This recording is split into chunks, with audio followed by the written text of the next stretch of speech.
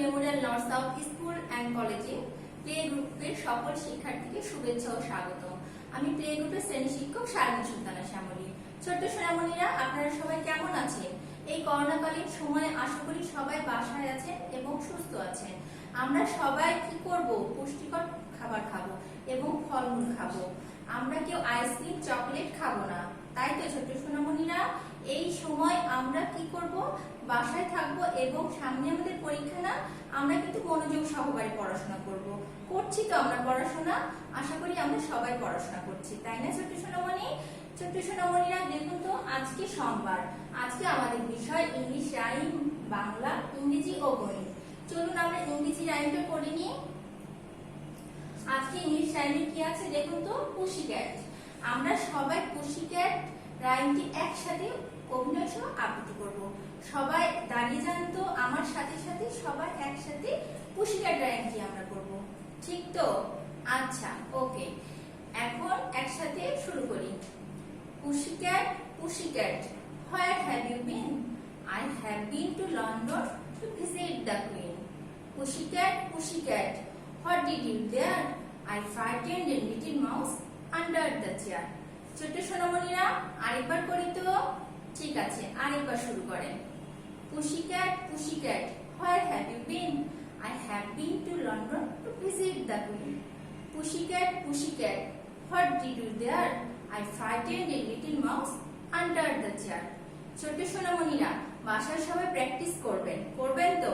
চলুন আমরা বাংলা ক্লাসে চলে যাই। ছোট্ট সোনামণিরা, দেখুন তো আজকে বাংলায় কি আছে।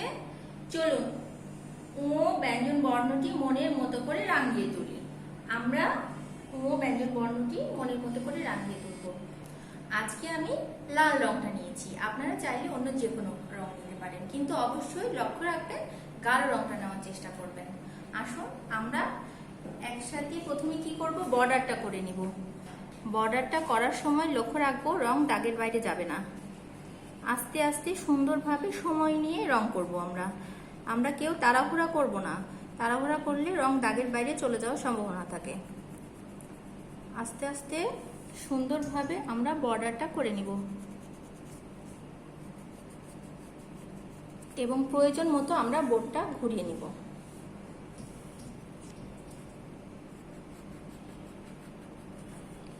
রং যদি দাগের বাইরে চলে যায় তাহলে আমরা ইরেজার দিয়ে মিশিয়ে ফেলব।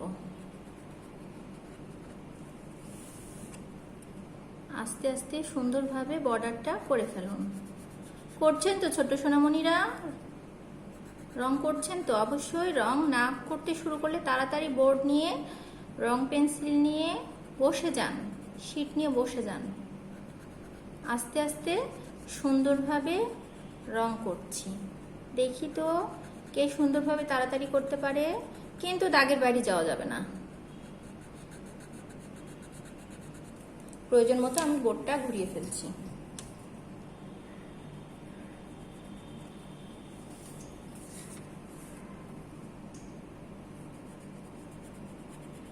আস্তে আস্তে সুন্দরভাবে বর্ডার করবেন। বর্ডার করার সময় লক্ষ্য রাখবেন রং দাগের বাইরে যাবে না। রং দাগের বাইরে গেলে কি করব বলুন তো? ইরেজারতে মিশিয়ে ফেলবো, তাই না? আমরা সবাই তো জানি।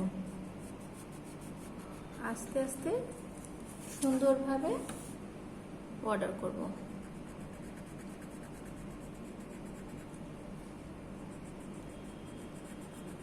ছোট্ট সোনামণিরা, আপনারা সুন্দরভাবে বর্ডার করেন তো?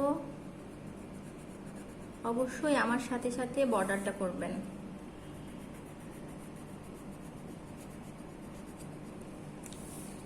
প্রয়োজন মতো আমি বোর্ডটা ঘুরিয়ে ঘুরিয়ে বর্ডারটা করছি।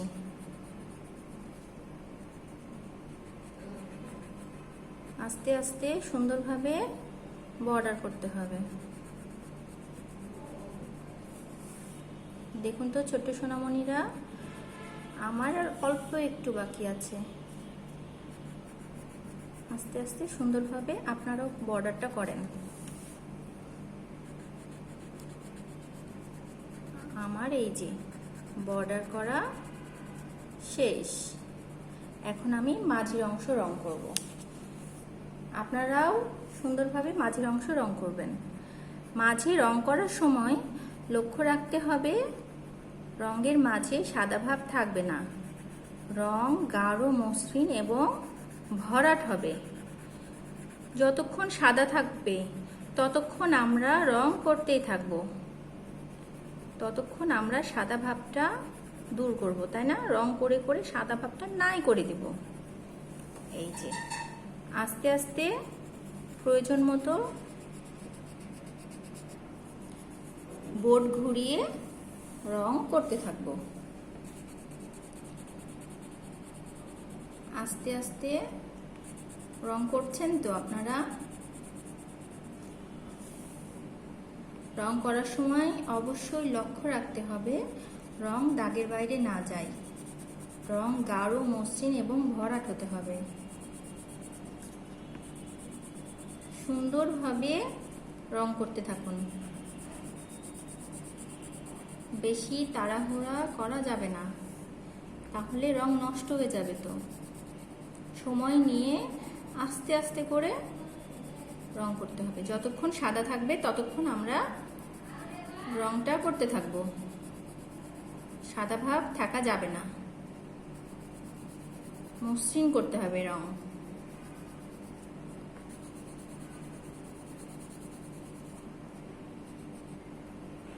এই তো দেখুন ছোট সোনামণিরা, আমার তো রং করা প্রায় শেষ। এই যে শেষ হয়ে গেল। এখন কি করব, যেখানে যেখানে দেখব সাদা আছে সেখানে সেখানে আমি একটু করে মসৃণ করে নিব। যেখানটা একটু সাদা আছে, যেখানে যেখানে সাদা থাকবে সেখানে সেখানে আমি রং মসৃণ করব। ঠিক আছে? এই যে দেখুন ও ব্যঞ্জন বর্ণটি রং করা আমার সম্পূর্ণ হয়ে গেছে। এখন চলুন আমরা বোর্ডে চলে যাই। বোর্ডে কি আছে? ও ব্যঞ্জন বর্ণটি ডটের উপর দিয়ে হাত ঘুরিয়ে লিখুন। ও ব্যঞ্জন বর্ণটি ডটের উপর দিয়ে আমরা হাত ঘুরিয়ে দিচ্ছি। এই যে এখানে ডট, প্রথমে এই যে ভাঁজের এখান থেকে শুরু করে আমি এই যে ভাঁজটা এই যে ডটের উপর দিয়ে হাত ঘোরালাম। পরেরটায় চলে যায়, ডটের উপর দিয়ে হাত ঘোরাচ্ছি, আস্তে আস্তে হাত ঘোরাবো। পরেরটায় চলে যায় ছোট্ট সোনামণিরা, আস্তে আস্তে ডটের উপর দিয়ে আমরা হাত ঘোরাবো। আপনারা ঘোরাচ্ছেন তো হাত? অবশ্যই পেন্সিল দিয়ে ডট পূরণ করবেন, এবং যদি ডটের বাইরে আমাদের দাগ চলে যায় তাহলে কি করবেন? ইরেজার দিয়ে মিশিয়ে ফেলবেন, তাই না? আস্তে আস্তে ডটের উপর দিয়ে আমরা হাত ঘোরাচ্ছি। এই যে ভাঁজ করে ডান দিকে দিয়ে আবার নিচ দিয়ে এই যে আস্তে আস্তে ডটের উপর দিয়ে ঘুরিয়ে ফেললাম। পরেরটাই চলে যাই, এই কোণা থেকে বাম দিক থেকে আস্তে আস্তে ডট উপর দিকে ঘুরিয়ে উপর থেকে আবার সোজা নিচে নেমে আসলো, তারপরে ডান দিকে গেল, ডান দিক থেকে আবার নিচের অংশে গোল করে এই যে ঘুরে আসলো। আমরা ও ব্যঞ্জন বর্ণটি ডটের উপর দিয়ে হাত ঘুরিয়ে লিখলাম। এখন স্বরীয় থেকে দীর্ঘই পর্যন্ত স্বরবর্ণগুলো সঠিকভাবে লিখব। স্বরীয় আমরা লিখেছি তো, আমরা সবাই লেখা শিখে গেছি না ছোট সোনামণিরা? হ্যাঁ, আমরা সবাই লেখা শিখে গেছি। প্রথমে মাত্রাটা দিব, তারপরে গোল করে উপর দিয়ে এই নিচ থেকে তুলে দিব। অবশ্যই মাত্রার সাথে বামের এই অংশটুকু ঠেকবে না। এখন এই যে এই মাঝের অংশ থেকে নিচে নামাবো এবং কি করবো? মাত্রার উপর থেকে সোজা টান দিব। আরেকটা লিখি, আমরা কি লিখছি? স্বরীয়।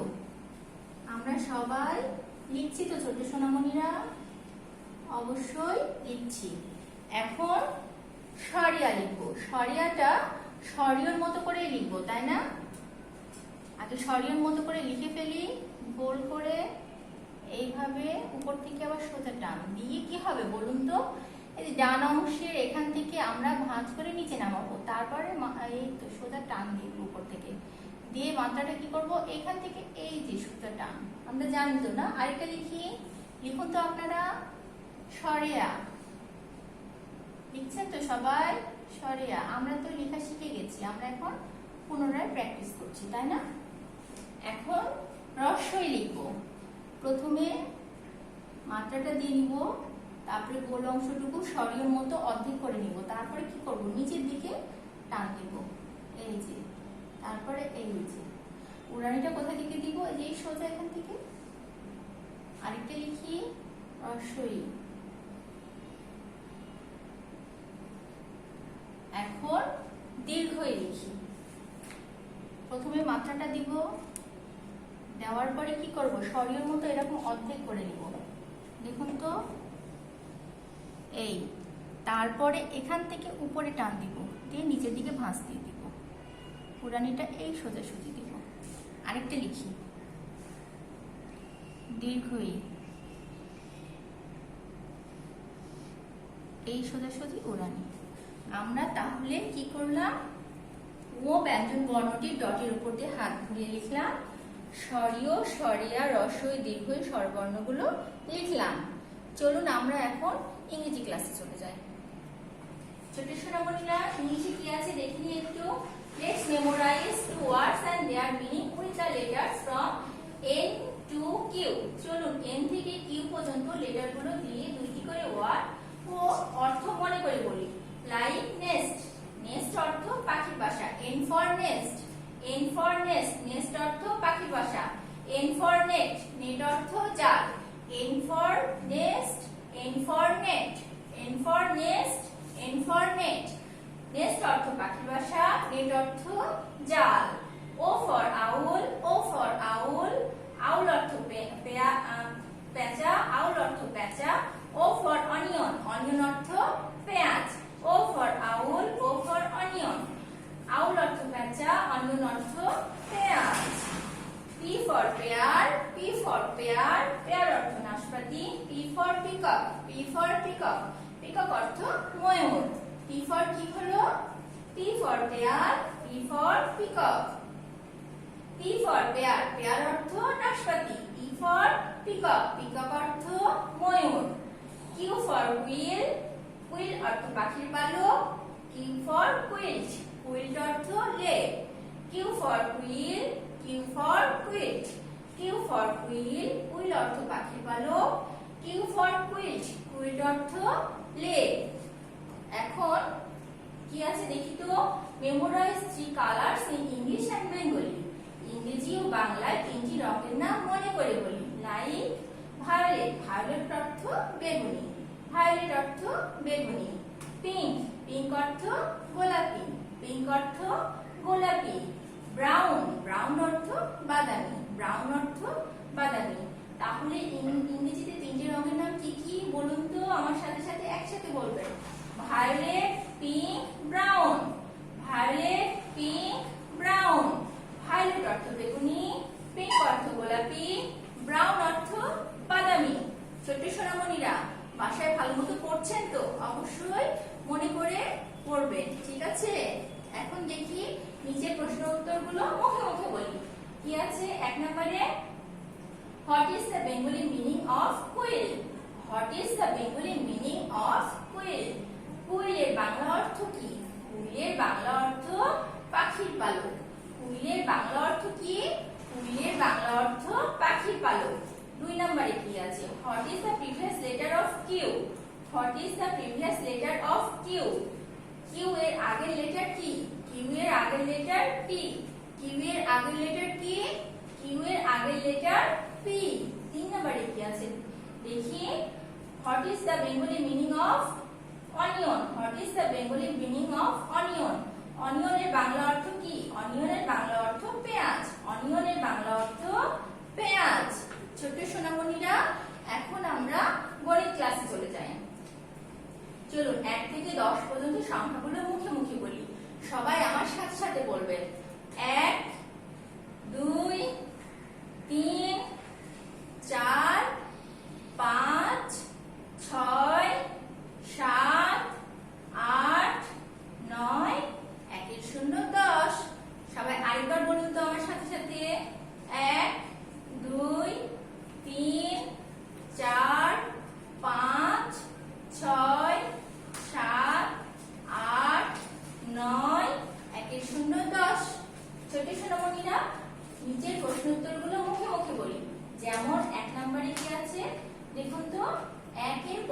সংখ্যা কত? একের পরের সংখ্যা কত জানি তো আমরা, তাই না? একের পরে 2, একের পরের সংখ্যা 2। 2 নম্বরে কি আছে? 4 এর আগের সংখ্যা কত? 4 এর আগের সংখ্যা 3, 4 এর আগে কত? 3। 3 নম্বরে কি আছে? 6 এর পরের সংখ্যা কত? 6 এর পরের সংখ্যা 7, 6 এর পরে কত? 7। 4 নম্বরে কি আছে দেখি? আপনার দুই হাতে মোট কতটি আঙ্গুল? আপনার দুই হাতে মোট কতটি আঙ্গুল? 10টি। আপনার দুই হাতে মোট কতটি আঙ্গুল?